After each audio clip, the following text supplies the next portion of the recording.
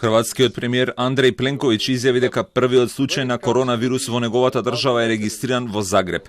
Станува збор за млад човек кој во периодот од 19 до 21 февруари престојувал во Милано.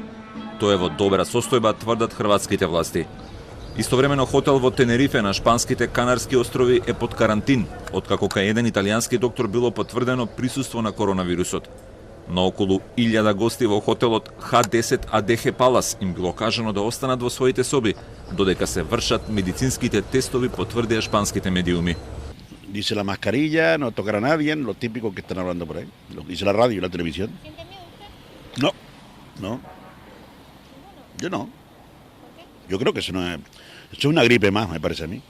Најголем број случаи во Европа се регистрирани во Италија, 260 со 7 починати, присилувајќи ги властите да преземат подрастични мерки преку викендот во обид да го спречат ширењето на вирусот.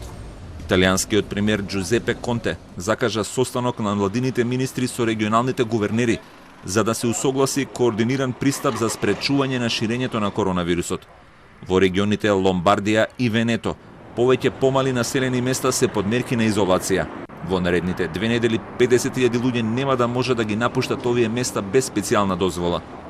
Perché ci rendiamo conto del disagio, dei sacrifici che vi stiamo imponendo, ma questo disagio, questi sacrifici che per adesso sono commisurati in 14 giorni, spero si rivelino e sono fiducioso si riveleranno efficaci dal punto di vista del contenimento della diffusione del virus. Најголема загриженост кај лекарите е дека вирусот која предизвикува респираторната болест COVID-19 може би го шират и луѓето кои се без симптоми или имаат многу благи симптоми во држави кои немаат начин да ги дијагностицираат болните луѓе. На глобално ниво, досега има повеќе од 80.000 луѓе заразени со коронавирусот, од кои најголем дел се во Кина, повеќе од 77.000, во Јужна Кореја 977, а во Јапонија 850.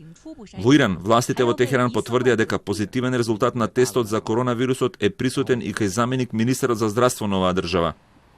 Процентот на болните луѓе кои умираат од вирусот е меѓу 1 и 2%, иако Светската здравствена организација предупредува дека точната стапка на смртност се уште не може да се потврди.